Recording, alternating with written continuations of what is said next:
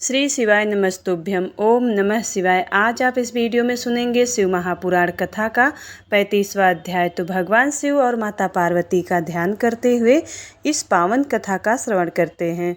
सनत कुमार जी बोले, हे महर्षि, भगवान शिव के गण व उनके दोनों पुत्र गणेश और कार्तिकेय बहुत बलवान, वीर और साहसी थे। उन्होंने अपने पराक्रम से दैतेंद्र जलंधर के परमवीरों कालनेमी, शुंभ और निशुंभ को पराजित कर दिया।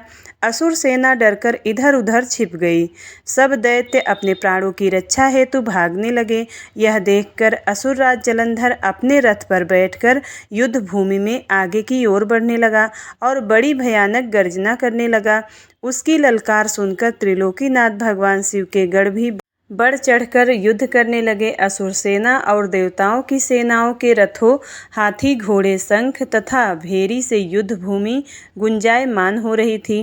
दैत्यराज जलंधर ने तब ऐसा एक बाण छोड़ा जिससे चारों ओर कोहरा फैल गया। धरती से आकाश तक सिर्फ एक धुंध ही दिखाई दे रही थी।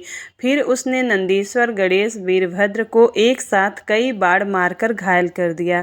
यह देखकर स्वामी कार्तिकेय को बहुत क्रोध आ गया और उन्होंने असुरराज जलंधर पर अपनी शक्ति चला दी।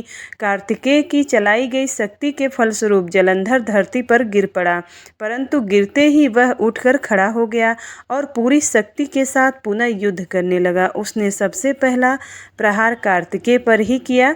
जलंधर ने अपनी गदा उठा ली और पूरे बल के साथ कार्तिकेय को मारी, जिससे कार्तिकेय अपनी चेतना खो बैठे और बेहोश होकर धरती पर गिर पड़े। यह दृश्य देखकर गणेश और नंदी भी चिंतित हो उठे। तब जलंधर ने उन पर भी गदा से प्रहार किया। गदा के प्रहार से वे दोनों भी मूर्छित होकर पृथ्वी पर गिर पड़े। तब वीरभद्र जलंधर से युद्ध करने के लिए आगे आए। जलंधर ने उन पर भी अपनी गदा से प्रहार किया, जिससे वीरभद्र का सिर फट गया और रक्त बहने लगा। यह देखकर सभी शिवगण व्याकुल हो गए और डरकर युद्ध भूमि को छोड़कर इधर उधर भागने लगे। सनत कुमार जी बोले, हे महर्षि, जब युद्ध भूमि में देवसेना का प्रतिनिधित्व करने वाले सभी वीर साहसी घायल होकर पृथ्वी पर गिर पड़े, तब यह देखकर सभी शिवगण भयभीत होकर शिव की शरण में चले गए। जब भगवान शिव को युद्ध स्थल का समाचार मिल गया, तब वे स्वयं दैत्यराज जलंधर का सबक सिखाने के लिए युद्ध स्थल की ओर चल पड़े।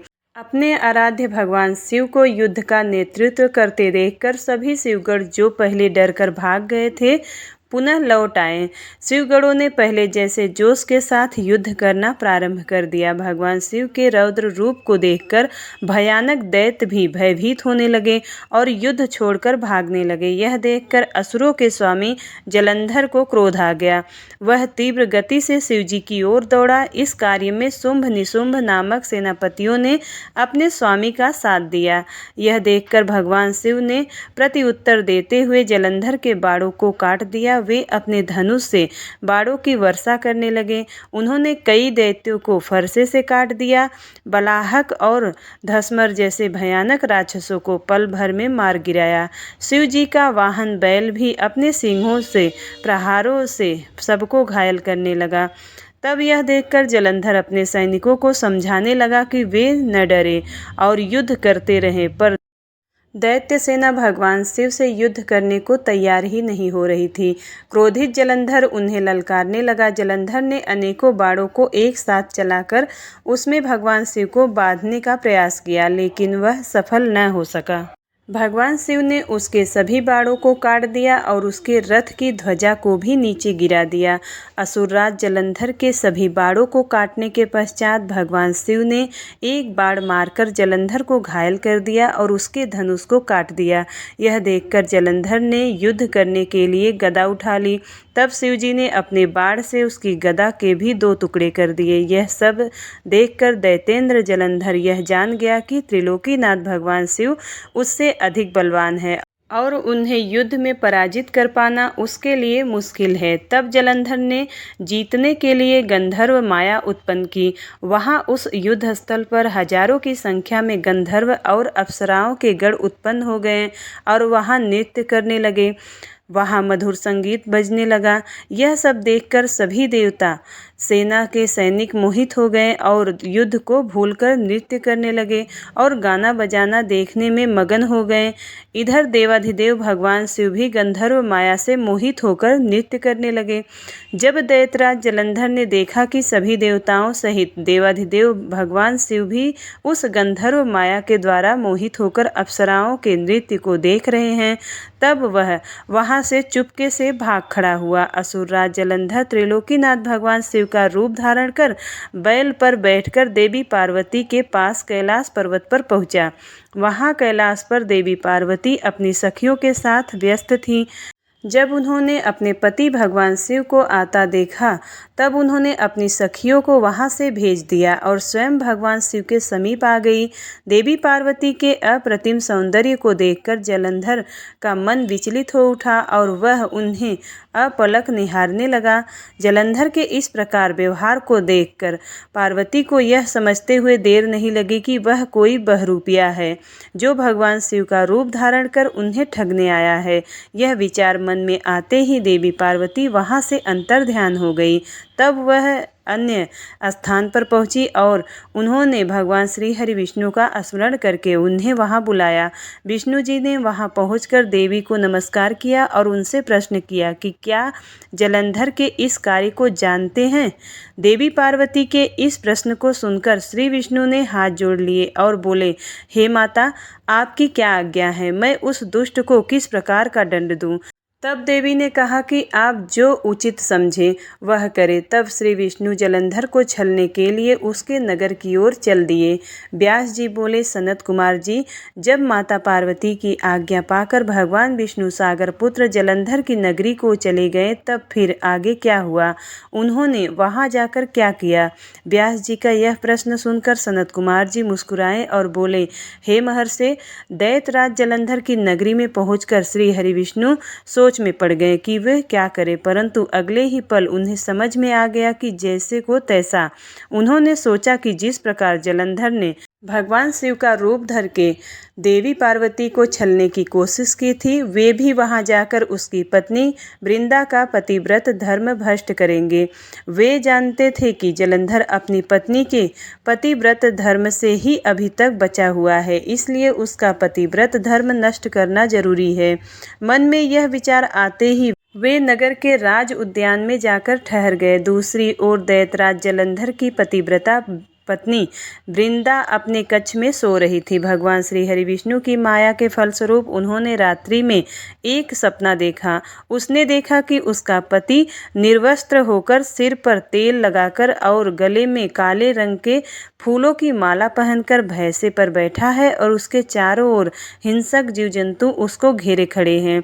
उस समय चारों ओर घोर अंधकार फैला हुआ था और वह दक्षिण दिशा की ओर बढ़ता जा रहा था। ऐसा सपना देखकर वह डर गई और उसकी आंखें खुल गई। तभी उसने देखा कि सूर्य उदय हो रहा है, परंतु सूर्य अत्यंत क्रांतिहीन था और उसे सूर्य में एक छेद भी दिखाई दे रहा था।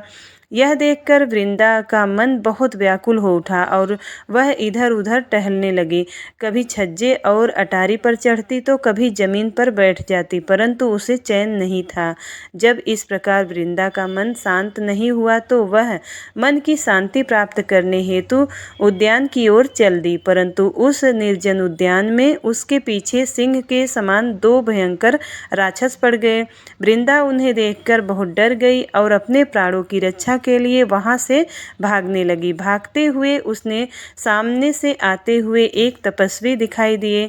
भयभीत वृंदा उन मुनि से अपने जीवन की रक्षा के लिए प्रार्थना करने लगी। उन तपस्वी ने अपने कमंडल से जल निकालकर उन राक्षसों को ललकारते हुए उन पर छिड़क दिया।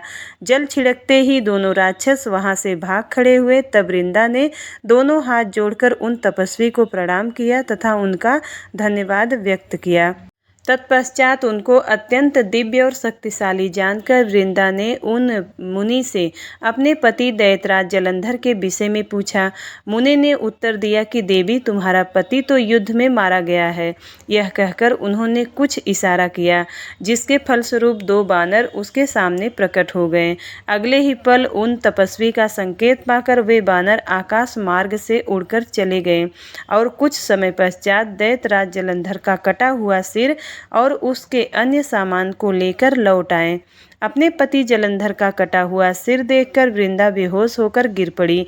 कुछ समय पश्चात होश में आने पर रोते हुए वृंदा उन मुनि से प्रार्थना करने लगी कि वे उसके पति को पुनः जीवित कर दे। यह कहकर वह बहुत जोर जोर से रोने लगी और बोली कि यदि आप मेरे पति को जीवन दान नहीं दे सकते तो मुझे भी मृत्यु दे दें। वृंदा के इस प्रकार के वचन सुनकर मुनि बोले, हे देवी, तुम्हारे पति का वध त्रिलोकीनाथ भगवान शिव के द्वारा हुआ है, अतः उसको जीवित करना देवाधिदेव भगवान शिव का विरोध करना है, परंतु अपनी शरण में आए हुए मनुष्य की रक्षा करना मेरा भी धर्म है। इसलिए मैं तुम्हारे पति को पुनः जीवित अवश्य करूंगा। यह कहकर उन्होंने अपने कमंडल से जल निकाला और मंत्रोच्चार करते हुए जलंधर पर छिड़का, जिसके फलस्वरूप वह जीवित हो गया। जलंधर को जीवन दान देकर वे तपस्वी वहां से अंतर्ध्यान हो गए। वस्तुतः उस तपस्वी ने ही सूक्ष्म रूप से जलंधर की काया में प्रवेश कर लिया। दरअसल तपस्वी का रूप धारण करने वाले वे मुनि और कोई नहीं, स्वयं श्री हरिविष्णु थे। अपने पति को अपने पास पाकर देवी वृंदा बहुत खुश हुई और तुरंत अपने पति के गले लग गई। उसने उन सब बातों को भयानक स्वप्न समझकर भुला दिया। फिर बहुत समय तक उस वेशधारी जलंधर के साथ वन में ही रमण करती रही, परंतु मायावी की माया भला कब तक छिप सकती थी। एक दिन वृंदा को ज्ञात हो गया कि उसके साथ विहार करने वाला पुरुष और कोई नहीं, स्वयं श्रीहरि विष्णु हैं, जो कि उसके पति का रूप धारण करके उसे छल रहे हैं। यह सारी सच्चाई जानकर देवी वृंदा बहुत दुखी हुई। तब वह श्री हरि विष्णु से बोली, तुमने एक पराई स्त्री का उसका पति बनकर उपभोग किया है, तुम्हें धिक्कार है। मैं किस प्रकार अपने पति का सामना कर सकती हूँ। अब मुझे जीवित रहने का कोई अधिकार नहीं है, पर तुम्हें तुम्हारी करनी की सजा अवश्य ही मिलेगी। तुमने मुझे अबला जानकर मेरा इस्तेमाल किया है। मैं तुम्हें श्राप देती हूँ कि जिन राक्षसों से तुमने मुझे डराकर मेरा विश्वास जीता था, वे ही राक्षस तुम्हारी पत्नी का भी हरण करेंगे और तुम उसके वियोग में हर ओर भटकोगे। तब यही बानर तुम्हारी सहायता करेंगे। मेरा अगला जन्म तुलसी के रूप में होगा और मेरी संजीवनी शक्ति ही मेरी पवित्रता का प्रमाण होगी। भगवान श्री हरि विष्णु को इस प्रकार श्राप देकर असुर श्रेष्ठ जलंधर की पत्नी वृंदा ने अग्नि में प्रवेश कर लिया और उसमें अपने प्राणों की आहुति दे दी।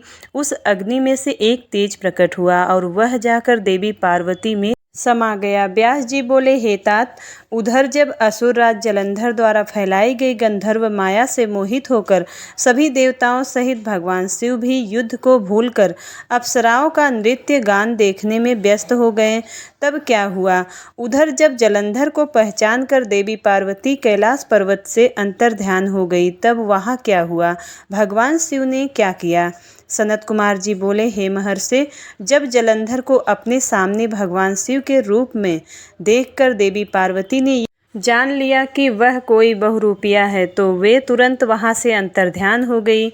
उनके अंतर्ध्यान होते ही सारी माया वहां से गायब हो गई। माया के गायब होते ही सभी देवता अपने अपने होश में आ गए।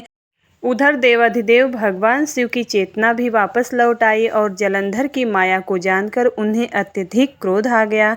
तब जलंधर भी देवी पार्वती के अचानक वहां से गायब हो जाने के कारण तुरंत ही युद्ध भूमि में लौट आया। तत्पश्चात भगवान शिव और असुरराज जलंधर में बड़ा भयानक युद्ध होने लगा, परंतु त्रिलोकीनाथ भगवान शिव की वीरता और बल के सामने वह तुच्छ असुर कहाँ टिक पाता। यह बात जल्द ही उसे समझ में आ गई कि सर्वेश्वर शिव को जीत पाना आसान नहीं है बल्कि असंभव है। तब असुरराज जलंधर ने भगवान शिव को जीतने के लिए माया का सहारा लिया। उसने तुरंत ही अपनी माया द्वारा पार्वती को प्रकट किया और उन्हें अपने रथ पर बांध लिया। जलंधर के दो सेनापति शुंभ और निशुंभ अपने हाथों में भयानक अस्त्र लेकर देवी पार्वती को मारने के लिए उन पर झपट रहे थे और देवी पार्वती रोते हुए अपनी सहायता के लिए अपने आराध्य भगवान शिव को पुकार रही थी। यह दृश्य देखकर भगवान शिव भी अत्यंत चिंतित हो गए। अपनी प्राण वल्लभा देवी पार्वती को इस प्रकार कष्ट में देखकर वे व्याकुल हो उठे।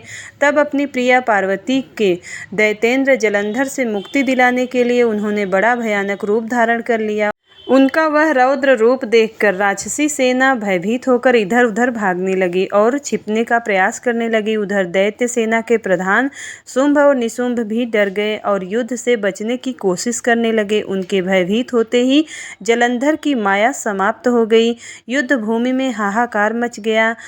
सब इधर उधर दौड़ रहे थे। जब शुंभ निशुंभ भी अपने प्राणों की रक्षा करने के लिए भाग रहे थे तब भगवान शिव ने उन्हें ललकारा, परंतु वे भी युद्ध के लिए तत्पर न हुए। भगवान शिव बोले, तुम तो देवी पार्वती को मारने बढ़ रहे थे, अब क्यों डरकर भाग रहे हो? आओ और मेरे साथ युद्ध करके अपनी वीरता का परिचय दो। भगवान शिव के वचनों का उन दोनों पर कोई भी प्रभाव नहीं पड़ा और वे भागते रहे। तब क्रोधवश भगवान शिव ने शुंभ निशुंभ को श्राप देते हुए कहा, हे दुष्ट असुरों, युद्ध में कभी भी पीठ दिखाने वाले पर वार नहीं करना चाहिए, इसलिए मैं तुम दोनों को छोड़ रहा हूँ, परंतु जिनको तुम मारने का प्रयत्न कर रहे थे वे ही देवी पार्वती तुम दोनों का एक दिन वध करेगी। भगवान शिव के इन वचनों को सुनकर क्रोध से भरा जलंधर उन पर झपटा। उनसे भयानक बाढ़ चलाकर पूरी पृथ्वी पर अंधकार कर दिया। इससे भगवान शिव का क्रोध अत्यधिक बढ़ गया और उन्होंने अपने चरणागुष्ठ से बने हुए सुदर्शन चक्र को चला दिया। उस चक्र ने तुरंत जलंधर के सिर को उसके धड़ से अलग कर दिया। जब चक्र ने असुरराज जलंधर का सिर काटा तो बहुत भयानक ध्वनि हुई और महादानव जलंधर पल भर में ही ढेर हो गया। जिस प्रकार अंजन काजल का विशाल पर्वत दो टुकड़ों में विभक्त हो गया था, उसी प्रकार जलंधर का शरीर भी दो टुकड़ों में बट गया। सारे युद्ध भूमि में उसका रक्त फैल गया। भगवान शिव की आज्ञा से जलंधर का रक्त मांस महारौरों में जाकर रक्त का कुंड बन गया। दैत्यराज जलंधर के शरीर से निकला अद्भुत तेज उस समय भगवान शिव के शरीर में प्रवेश कर गया। जलंधर का वध करते ही चारों ओर हर्ष की लहर दौड़ गई। सारी देवता ऋषि मुनि बहुत प्रसन्न हुए। अप्सराएं और गंधर्व मंगल गान गाने लगी। सारी दिशाओं से भगवान शिव पर फूलों की वर्षा होने लगी। सनत कुमार जी बोले, हे महर्षि, इस प्रकार दैत्यराज जलंधर का देवाधिदेव भगवान शिव के हाथों से वध देखकर सब ओर प्रसन्नता छा गई। सभी देवताओं सहित ब्रह्मा जी और श्री हरि विष्णु भी हर्षित हुए। तब वे करुणानिधान भगवान शिव को धन्यवाद देने लगे और उनकी स्तुति करने लगे और बोले, हे करुणानिधान, हे कृपानिधान देवाधिदेव भगवान शिव, आप प्रकृति से परे हैं। भगवान आप ही परम ब्रह्म परमेश्वर हैं। प्रभु, हम सब देवता आपके दास हैं और आपकी आज्ञा की पूर्ति करने हेतु कार्य करते हैं। हे देवेश, आप हम पर प्रसन्न हो। हे प्रभु, जब भी देवताओं पर कोई विपत्ति पड़ी है आपने हमारी सहायता की है और हमें अनेक दैत्यों के अत्याचारों से मुक्ति दिलाई है। हम सदा ही आपके चरणों की वंदना करते हैं और आपके अनोखे दिव्य स्वरूप का ही स्मरण करते हैं। आपके ही कारण हमारा भी अस्तित्व है, आपके बिना हम कुछ भी नहीं हैं। आप भक्त वत्सल हैं और सदा ही अपने भक्तों का हित करते हैं। इस प्रकार भगवान शिव की वंदना करके सभी देवता चुप हो गए और हाथ जोड़कर खड़े हो गए। तब भगवान शिव बोले, हे देवताओं, मैं तुम्हारी आराधना से बहुत प्रसन्न हूँ। मैं तुम्हें वरदान देता हूँ कि मैं हमेशा तुम्हारे अभीष्ट कार्यों की सिद्धि करूँगा। तुम्हारे दुखों को मैं सदा दूर करूँगा। इसके अतिरिक्त तुम और कुछ भी चाहो जो मुझसे मांग सकते हो। परंतु उन्होंने उनकी कृपा दृष्टि बनाए रखने के अतिरिक्त उनसे कुछ भी नहीं मांगा। तब उन्होंने देवताओं को आवश्यकता पड़ने पर उनकी मदद करने का आश्वासन देकर देवाधिदेव भगवान शिव वहां से अंतर्ध्यान हो गए। इस प्रकार जब त्रिलोकीनाथ भक्तवत्सल शिव ने देवताओं को उनकी सहायता का आश्वासन दिया तो सभी देवता हर्ष से फूले नहीं समाये और भगवान शिव की महिमा का गुणगान और जय जयकार करते हुए प्रसन्नता पूर्वक अपने अपने धाम को वापस चले गए। श्री शिवाय नमस्तुभ्यम। 35वां अध्याय समाप्त। इसके आगे की कथा 36वां अध्याय में सुनेंगे। उम्मीद करती हूँ वीडियो आपको पसंद आती है। वीडियो पसंद आया तो वीडियो को लाइक ज़रूर करिएगा। चैनल पर पहली बार आए हैं तो सब्सक्राइब ज़रूर करिएगा। मिलती हूँ अगली वीडियो में, तब तक के लिए हर हर महादेव।